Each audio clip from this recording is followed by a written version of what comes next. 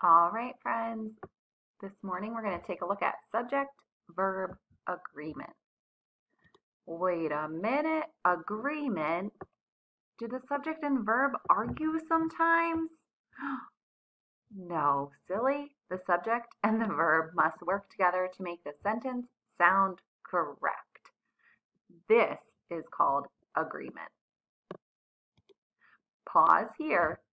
Please go get out your sentences, grammar handbook to take some notes. Open up your handbook to the page that says subject-verb agreement at the top, and you are going to take notes along with Mrs. Bauer. So if you need to pause the video at any time, please do so you can copy down the rules. We have 2 rules for subject-verb agreement, and then we're going to talk about some examples. Here are our 2 rules. Rule number 1, if the noun is singular, then you will add an S to the verb. Here are some examples. The boy jumps rope. The mouse hides cheese. And the wave crashes on the beach. Rule number 2, if the noun is plural, then the verb does not need an S on the end. The boys is plural. That means there's more than one. Jump rope. Jump does not have an S on the end. The mice, which is the plural noun for mouse, hide cheese. And the waves crash on the beach. Crash does not need the ES on the end. The subject I and you are also singular. So we would write, I write a note, you swim in the pool. No S is needed for the verb. Those are our exceptions.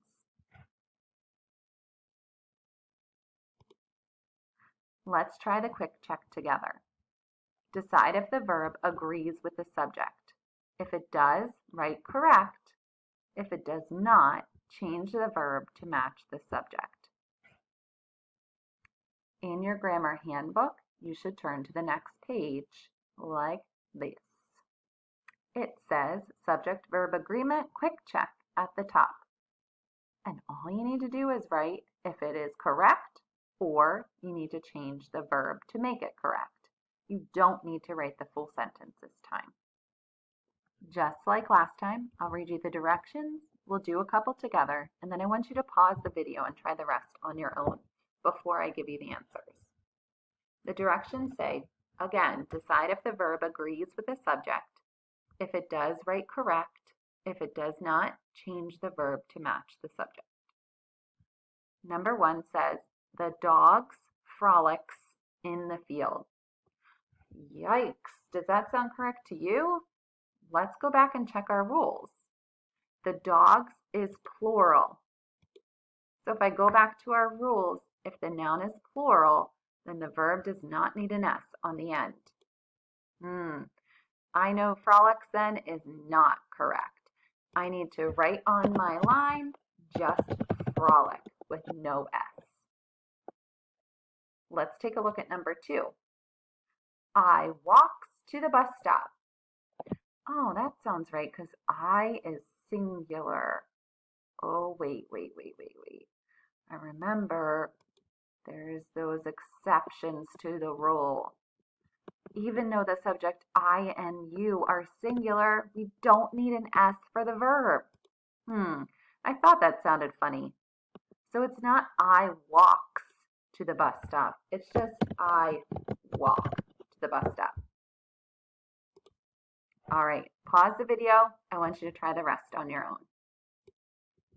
All right, here we go.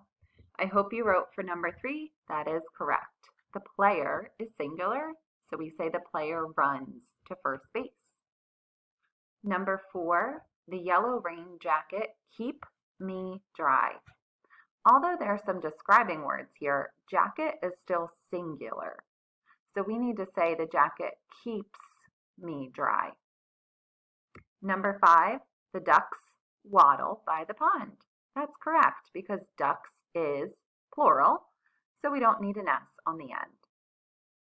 If you finished the quick check and you're feeling pretty good, go ahead and try the grammar challenge now.